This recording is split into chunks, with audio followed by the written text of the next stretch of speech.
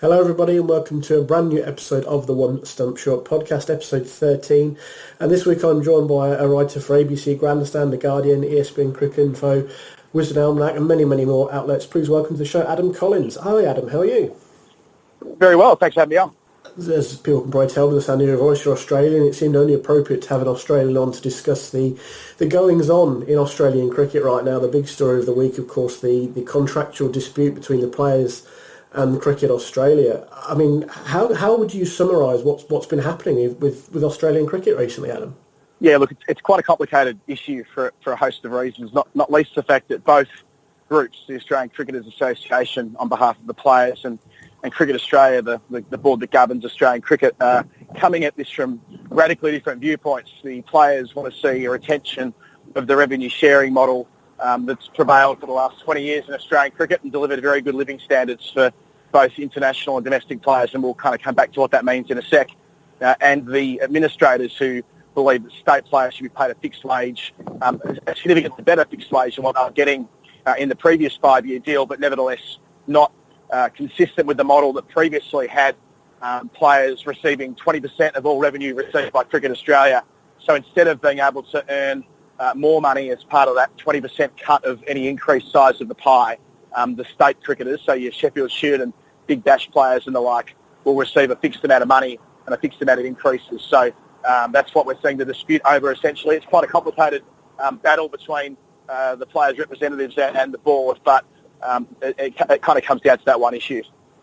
It's just interesting. I mean, as an NHL fan, I've seen 3 work stoppages just during my lifetime, possibly a 4th on the horizon, over similar issues. I mean, people just say, they'll get it done. And it's kind of like, well, I mean, David Warner obviously was very public yesterday in his comments about what it might mean. I mean, he's obviously a very high-profile player. He's in the IPL right now. But as you said, this doesn't just affect the David Warners and the Mitchell Starks who've been quite public about it. This affects guys, your everyday Australian cricketer almost in the Sheffield Shield. Yeah, and that's the argument made by the Cricketers Association. I mean, when I did that interview with Warner a couple of days ago, the position that he maintains is that it isn't about them, it's about their state colleagues. Now, the state colleagues they're referring to are going still to receive pay increases around about 35% through the course of the 5-year deal. They're very well paid cricketers, but the counter-argument from Warner and others who are quite fervent on Twitter and the like is that they should be able to benefit from growth in the game, which is in no small part due to the Big Bash League. And the Big Bash League isn't about international players night in, night out. It's actually about these state players who, in their own right, become stars for about 6 weeks per year or so. You're seeing state players on TV every night, and they're generating the bulk of the interest after hours. So it's understandable where that argument comes from. But Cricket Australia turned that back on its head, and they say, well, whilst that's true, and there's more revenue being received by that competition, it also increases the amount of outlays they have as an organisation. Putting on a competition like the Big Bash costs a lot of money as well. So there's a bit of a dilemma there, which they previously didn't have in 2011, the previous time they were drafting an MOU. And Cricket Australia also make the point that women weren't included in the previous memorandum of understanding. They are included in this deal. If you're an international women's player playing for the Southern Stars, the national side, your salary, according to the deal that's been put to the players in March, will go up by 125% next year, and you can be up to earning over $200,000 a year as an international Australian women's player by the end of the arrangement. And domestic players, so those who are playing in the state-based competitions and the Women's Big Bash and the like, can earn up to $50,000 a year. So that's a significant increase to what they've earned before. So that's the flip side argument by Cricket Australia, saying that whilst the model that served state players really well over the last 20 years increased their living standards considerably, that the pie needs to be carved up in a different kind of way to reflect the modern conditions that professional cricketers are playing under. That is, that we have a far more sophisticated standard of women's cricket than we've ever had before, and also grassroots cricket. That's their secondary argument, that they need to have more money funneled towards the recreational game and grade cricket and grassroots cricket, and the money has to come from somewhere. So I think everyone is coming to this from a position of wanting to do the right thing by the game. It's just that at the moment, with a lack of communication, it seems as though they're coming at it from a radically different starting point. Yeah, I mean, you mentioned the women's game there. I know we're going to touch on the Women's World Cup a little bit later in the show, but obviously that's a significant area of growth, not just in Australia, but globally in cricket. But one of the other stories which kind of caught my eye, which I would assume plays into this recently is the negotiation for a new TV rights deal in Australia. With obviously it's had a long-standing relationship with Channel 9, but that may change. There may still be a bidding war. There are other potential parties who could come in. Obviously, as you mentioned, the Big Bash is huge for not just cricket in Australia. It's a global league now. It's shown in the UK. It's shown in other countries. So those kind of negotiating rights must play into this as well, right? Yeah, you're right. There's no shortage of dance partners for Cricket Australia when it comes to who they do their television arrangements with. I think that we've seen plenty of chatter in the media, fairly well-sourced stories suggesting that Channel 9 wouldn't mind getting their hands on the Big Bash League as well, and by contrast, there'd be other very happy participants in the international game as well. So that's also an area of interest, but I don't think that necessarily reflects what we're talking about in this current standoff, which is far more about revenue increases that have been realised by the BBL, and also it's not for nothing that Cricket Australia now have their own media arm, which 5 years ago was a fairly small thing, and now it's a massive thing. The Cricket Australia website is the biggest cricket sports cricket news agency that there is in Australia. It's very well resourced by Cricket Australia. It provides very important public information service by the administrators. I mean, you can dislike the idea of state-owned media, or you can be okay with it. That's neither here nor there. But the reality is that it's here to stay, and the players, quite rightly, like the idea of being cut into that to the greatest extent they can as well. I know one thing that I think you touched on this on the Night Watchman podcast you were on recently, as the difference as well between cricket in Australia and cricket here. And I know the issue that was brought up on the Night Watchman podcast was how school children didn't recognise Alistair Cook, but they recognised John Cena. And of course that sent ECB and other people into kind of this hand-wringing panic. Whereas in Australia, guys like Steve Smith and David Warner are pretty recognisable, just household names now. And again, does this kind of the state and the size of the game in Australia, does that also play into it, and why the players think they deserve this cut of the pie? Because obviously they're basically the shop window. They're the guys that people are watching on TV, and the women as well, to be fair, because again, there's the growth there. The players are the people that they watch in the women's BBL and the men's BBL and the Test series. They're what ultimately attracts people to the game in Australia. Is that the crux of their argument as well? Is that, we're the ones doing, to summarise very brutally, maybe the legwork, and therefore we want our fair share? Yeah, that's always the argument from sports people in industrial conflicts, and ultimately they put on the show and they should receive as much of a cut of the pie as is possible. And that's not really... I mean, it's worth remembering, and taking a step back from all of this, the players' wages across the board are increasing significantly at all levels as part of this deal. No one's getting docked any money. It's not like your classic industrial dispute where we're negotiating over maybe it's a 2% wage increase or a 3% wage increase, or things that you would normally see in an enterprise or collective bargaining agreement between workers on the shop floor and the union on their behalf versus a big bad nasty employer. This isn't really what's going on here. It's about a philosophical difference in opinion from the players' representatives and the board. So the board believes that the system that delivered these revenue increases to players over time is now reached its natural endpoint, that it's now essentially antiquated, that they don't need a model which forever after remains just as it is because it's been historically that way. When it first started in 1997, it was when there was threats of strike action, again, because the national representatives were basically sticking up for their Sheffield Shield colleagues.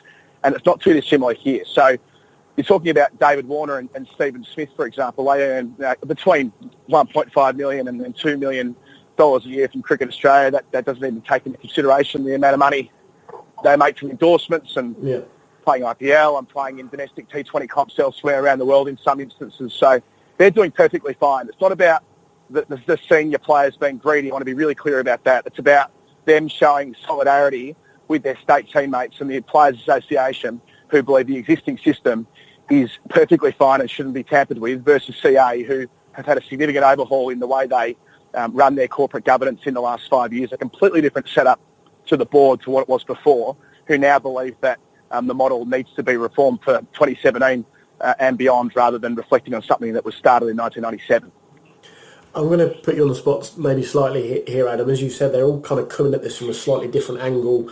reading some things, they seem miles apart. In other areas, you feel like it could be possibly easily resolved with a little negotiation. How do you see this ending up? Because the men, come the end of June, when the Champions Trophy is done, that's kind of when their contracts cut off, as it were. The women will be paid up through into July when the Women's World Cup's going on. But after that, it's kind of a bit up in the air right now. How do you see this resolving itself? Well, I find it hard to imagine they're going to come to some common ground in the less than 6 weeks than we have. I think it's five and a half weeks till June the 30th when they'll need to have inked this deal. It seems unlikely they'll be able to come to an arrangement between now and then. However, in saying that, there is provision to pay the players on an ongoing tour-by-tour basis, I suppose, which would encompass the Bangladesh Test tour. I'm sure Cricket Australia are trying to turn that into a one-day tour, but nevertheless, the tour of Bangladesh, which is scheduled for later in the winter. And then we have the Australia A Tour of South Africa, which will also become under jeopardy if this were to go ahead. And then there's probably bigger than those two put together is a one-day tour of India.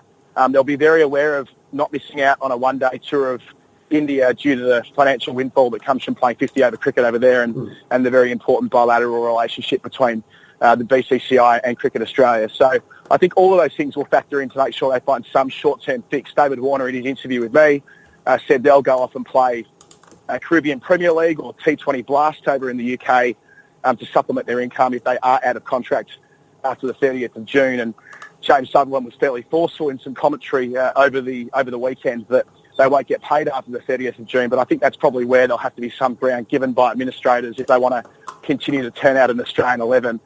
If they're going to need some more time to work through this and work with the player representatives beyond June 30, they're going to have to find a way of continuing to pay their nationally contracted players, and I'd imagine that'll come in the form of a tour-by-tour solution until they come to a broader resolution. And when that happens, well, who knows? But at this stage, if they're talking through third parties and talking through the media and talking about needing mediation coming from an external body, that gives you a fair indication of how far apart the two bodies are at the moment. We've mentioned the women's team a couple of times. Let's move on to something slightly more positive. The Women's World Cup coming up later this summer. Obviously, Australia will be among the favourites again, as they always are. England, in English conditions, will again be favourites, similar to the Champions Trophy in that respect, I suppose, on the men's side of things. You also do a lot of coverage for the women's game. Who do you think are the stars of this tournament going to be, and who do you think ultimately might emerge victorious come mid-July? I think the smoky is New Zealand. They probably shouldn't be the smoky, given how prolific their players have been on the T20 circuit over the course of the last 18 months or so. But I think if anyone's going to come and disrupt the stranglehold that Australia and England seem to have at the moment, it's going to be New Zealand. The West Indies, of course, won the World T20, but that side are extremely well led. The Kiwis are led by Susie Bates, who's not just an excellent player, but a phenomenal leader. Sophie Devine has shown, how she's the most effective big hitter in women's cricket. She can take down an attack like a few others can in the women's game. Amy Satterthwaite had a phenomenal WBBL. There's quite a few others who've got heaps of experience on the circuit, if you like. So I think, and they're all about the right age. I remember talking to Susie about this last year. They feel like they're just at the right point of the life cycle of a team. They're around the late 20s, early 30s, which seems to be when players peak. So if you're looking outside of Australia and England, next line of betting, so to speak, New Zealand would be very good value. It's interesting that you mentioned New Zealand there and also the West Indies, because both the Kiwis and the West Indies have named a couple of very young players in their lineup. Amelia Kerr, for New Zealand, 16-year-old leg spinner, and the West Indies also naming a 16-year-old in their lineup in Kiana Joseph. It seems like the teams are very willing to give these young players an opportunity at international level as well. Yeah, and that's not uncommon for the women's game. You often see professional women's cricketers, international women's cricketers coming through a fraction younger, in the same way that's always been the way with athletics and with swimming, that women's bodies mature earlier than men. So it's not as much of an extreme as you'd expect. It's not like we're talking about like the Shahid Afridi example from 1996 when he came through at age 16. That was a true outlier, whereas I think this is more something that we're relatively used to. But I guess the one major difference is that we have no familiarity with these sorts of players. Like if you were a bolter into a World Cup squad at age 16, 17, it's unlikely we'll have seen much footage of you or know much about your cricket. So that can mean that for some surprises and makes it a bit harder to predict perhaps than the men's equivalent. One other thing I picked up on from the England point of view is that Sarah Taylor was back in action for an England 11 against Ireland in the UAE last week, and obviously she missed some time for health reasons and very publicly so, and she was very forthcoming and honest about that. Now, she originally missed out on the training camp roster. She's now back in. How much of a difference do you think it would make to England's chances if she featured heavily in the tournament? Yeah, pretty big. Someone of Sarah Taylor's dynamism, how hard she hits the ball, how important she is behind the stumps, how clever she is with her batting, and of course having 190 international caps under her belt. You bring experience like that into the side. She's been playing. She's one of these cricketers who debuted for her country at age 16 as well. So at age 26, 27, she's in theory coming into her prime, you'd think, at this stage of her existence in the England squad. I spoke to Heather Knight about this England skipper last week, and it's pretty much lockstep. Anyone you speak to inside the England camp at the moment are very respectful of the fact that there's a decision yet to be made on Sarah. That's for the World Cup and for the Kia Super League, which immediately follows. They're not putting any pressure on her. They're very happy with the progress that she made in the UAE on that camp that you talked about, and the couple of games that she played against the Ireland 11 on that tour. They played a couple of internal games as well. So that's step one, if you like, getting back on the park in some capacity. But that far more substantial step of playing cricket under the glaze of the scrutiny of the international media and the like, and being on TV and all the rest, I think that's a step that they're willing to let her make in her own time. But I mean, if she does come up and there is a decision made that she'll play in the World Cup in July, you can't underestimate the influence that could have on the England side, especially when they go in favourites. Adding that on top of their squad they've already got, that could really be something that could push them over the top, I reckon. Another thing that's changing at this World Cup, the prize money on offer by the ICC has been bumped up to $2 million. Now, to put that into context, it was $200,000 in 2013 when Australia won. And one comment that really stuck out for me from Dave Richardson, the ICC chief exec, was the women's game is crucial to the global growth of cricket. Now, we kind of alluded to this a little bit earlier in our talks about the Australian contractual situation. You know, you've obviously seen it over here with the Kia Super League, interest in the upcoming World Cup. I mean, this seems to me to be a real, or more than just, say, lip service or a real effort, or however you want to put it, from the ICC to really try and help promote and grow the women's game now.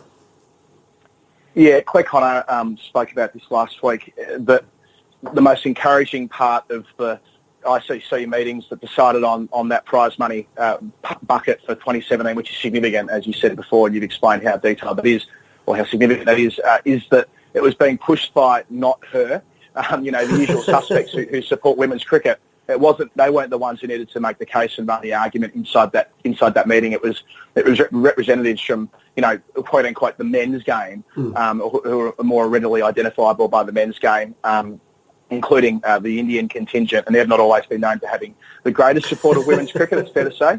But the Indian delegation were pushing hard for this, as were the Australian delegation. I mean, and to be fair, Cricket Australia, we spoke about them earlier, but you can't question their commitment to women's cricket, not least James Sutherland, the CEO, who's been outstanding as an advocate for the increased professionalisation of the women's game, and evidently he was crucial in making that case around the table at ICC level. So if Claire Connor's buoyed by it, I am too. When it comes to those sorts of things, she's a pretty good guide, and I think that is suggestive of where they couldn't justify having a men's tournament held in the same country under the same banner of the ICC, but a month before, and have one lot of prize money and then have another lot of prize money for the women, which was pitiful in comparison. So making that effort to make the two closer together is pretty important, I think. Yeah, and as you said, this was something that was on the Night Watchman podcast that you were on with Claire. She was quite enthusiastic, I think, about the future and how that conversation had come about. As you said, Adam, and she was quite honest. She didn't have to lead that conversation. She could almost sit back and let the rest of the members have that discussion. Yeah, and is quite hard. That's how it's changing. That's where this discussion, even in my couple of years covering the women's cricket in a relatively full-time capacity, as much as it's possible to do so, it isn't tokenistic. There isn't lip service being paid by people that don't take an interest. Take the Australian example, they've seen the growth of the Women's Big Bash League. There was only 1 million people watching that on TV now. You've got to put that in some perspective. 1 million people watching, that's not been seen on English television since the 05 Ashes. because you don't have free-to-air television. Whereas we have women's cricket, women's domestic cricket on TV in the peak of summer on free-to-air terrestrial, as you call it, television, and that's netting comparable numbers to what you got at the pointy end of one of the greatest series of all time. Now, I know that was more than that, and you haven't had those numbers since, and it's been on Sky and all the rest of it, but you just got to, if you're an administrator and you have evidence like that and you see the amount of people who are coming to watch these games as well, it's compelling from a business perspective to invest in this as well. It isn't just about, quote, doing the right thing or being seen to do the right thing as it may have been in the past in different intervals. They're seen as a distinct commercial opportunity here to grow the game, and that's what's powering these arguments. It isn't about being seen to do the right thing. It's about objectively doing what's in the best interest of cricket financially as well. Well, I think you've kind of hit the point on the head, because, and this is something that heartens me when I see things like this happening. I'll hold my hands up, and I said to you before, I know little about the women's game, really. That's why I sort of come to guys like yourself and say, what's the deal with this? Because you know these things inside and out, and you can help educate me. But in the broader sense is that even just being cynical, to grow that side of the game is a huge financial boost to the game as a whole, but also the individual boards. The West Indian board, and obviously, as you mentioned, the West Indian women's team will be in contention, I think, at this World Cup. And that financial clout it brings in terms of sponsorship, in growth, in participation at a grassroots level. When we're seeing projects like that in England and all over, where they're trying to get more women's teams and more women involved in cricket. So it's not just, as you said, a doing the right thing type attitude. It's a genuine benefit for nations and the sport as a whole. Yeah, and it doesn't take that much to get across it either. I mean, I look at my own story when it comes to women's cricket. Before I started working in this industry or following the cricket around in a professional capacity, I knew about it. I was a cricket fan first and foremost, and had an appreciation for the importance of the women's game peripherally, but I never invested in it. I'd never shown the interest in it. I'd never, I could probably list on one hand the amount of times I sat down and watched a women's game up until that point. Just in those 2 years, since the 2015 Ashes series, when I first started getting heavily involved in it, it's considerable just how many people you can have a quite detailed conversation about women's cricket, and that's due to the increased visibility through the WBBL, and that'll come again this year as well with the KSL. You already have women's games on TV here on Sky for some time, but you couple that together with the KSL, it isn't just about the 11 or 12 or 13 players for England, but it becomes about 66 players playing in the KSL at any given time, and you start to have a bit of an understanding of the generation coming through as well, and that's what you need. You need to be able to understand these stories. You identify and graft with people as a spectator and as a fan. When you get more about who they are, with knowledge becomes increased passion and ultimately love of the women's game and understanding it a lot more than perhaps we have in the past. So I think it's all part of the same tapestry, really. But the signs are extremely good, and if using Australia as the example, women's team sports have been on the increase in big numbers over the last couple of years, and cricket is right in the slipstream of that as well. Just a couple of little bits of news from the cricketing world this week, Adam, before we wrap up. One is that Dale Steyn will miss South Africa's tour of England. He hasn't recovered fully from a shoulder surgery that he had. He's undergoing rehab, but he's admitted he's just not quite there yet to be able to bowl as Dale Steyn does. He did say maybe later in the summer, as part of his rehab, he might have a stint in county cricket, ironically. But what does that mean for the South African touring party, do you think, having Dale Steyn miss out on what's quite a big tour for both nations? Well, he's not required, is he? He's barely played in the last 2 years, and they've not missed a beat, their bowling department. I think as much as anything, it's Kyle Abbott who will be the most missed on English surfaces. We saw how powerful he could be hitting that seam hour after hour in Hobart, and then ultimately in Adelaide in our summer. He's a quality fast bowler as well. So I think him being a coal pack and being over at Hampshire definitely hurts them as much as Dale Steyn, maybe a bit underdone, does. I sort of feel for Steyn in terms of how close he is to breaking that Sean Pollock record. He's been touching distance as he has been for some time, but that shoulder injury he acquired in Perth that was meant to keep him out of the game for 6 months, it'll be at least that, probably longer by the time he gets back towards the tail end of this year. The shoulder injury, of course, caused by surfing. It was a surfing incident. Yeah. That's how it was reported when he first went down, when he recovered and ultimately did it again. When bowling against Australia in the first innings at Perth. But they didn't miss a beat there, and they've obviously got Rabada, who's been playing IPL, straight back in. He's the most exciting fast bowler in world cricket at the moment, at age 21. He could be anything. He already bowls 150 and swings it both ways with the new ball and the old ball. What more could you ask for? And Venner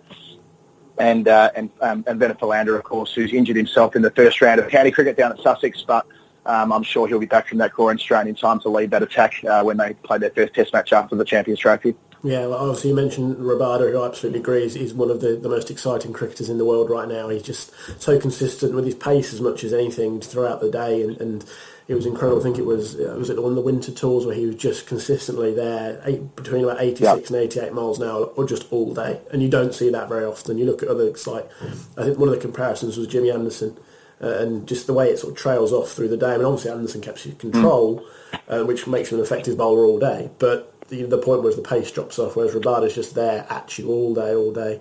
You mentioned Vernon Philander as well. Obviously, he's expected to be back. Morne Morkel, of course, who's recently recovered from injury. Yeah.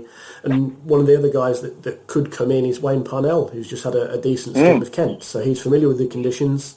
You know, he moves the ball quite well, and he's bowled pretty well for Kent, to be fair. And they also have Dwayne Oliveira and Chris Morris. So it's not like they haven't got, as you kind of alluded to, depth to cover for Steyn's absence. You know, they've managed in his absence to get by pretty well. Well, when you're talking about the challenge England might have in the winter when they come to Australia for the Ashes series, trying to find that one genuinely fast bowler, and Mark Wood seems to be the great white hope there, that he can remain fit through the summer and make it to Brisbane in good health and can complement some other quality fast bowlers, but just not at the same velocity as him. You compare that to Australia, who have potentially three guys who bowl above 153 kilometres an hour playing in that first Test match, and then complemented by Josh Hazlewood as the fourth quick, who bowls at 145 but lands it in a shoebox all day. If that's the gold standard for bowling attacks, South Africa are just behind it, and I think having Morne Morkel fit and firing again is a big part of that as well. His steepling bounce, it's a bit of a cliche to say this, but is such a bother and complements Rabada and Philander so well. So even though they're going to miss Kyle Abbott considerably and Dale Steyn coming towards the end, but still such an important player in that side for so long, they've got plenty of reserves to augment the attack, and we know from the Australian example, having a powerful fast bowling attack can at least in some part cover up any cracks in their batting lineup. Yeah, and to be fair, their batting lineup is competitive, even if you run it down slightly. Guys like Du Plessis and Amler, if he plays, and Dumini, they can put runs on the board as well, so which is what makes it such an interesting series against England this summer, especially coming off the back of a Champions Trophy as well. Because one side or the other could be coming off a success if either of them happen to win, or obviously looking to rebound from disappointment perhaps. But if England don't win, there'll be plenty of disappointment. I mean, coming into a trophy at home, favourites for good reason. If they don't, I mean, they've got an expectation management problem, this England side. The difference between the women and the men is that if the women don't win the World Cup, they're not necessarily expected to, because they're still a developing side under Heather Knight. They've got quite a few young players in there without a huge amount of experience on the top level, whereas compared to Australia, there's stars on every line. So England have home ground advantage here in the women's tournament, but that's not necessarily going as deep with experience, where the contrast is with this England men's side is that if they don't win, there'll be serious questions to answer, such has been their superb cricket they've played over the last couple of years. And we've seen with English national sides before, not only in cricket, but in rugby and football and other sports I'm sure they're not even familiar with. They've struggled with that kind of expectation management.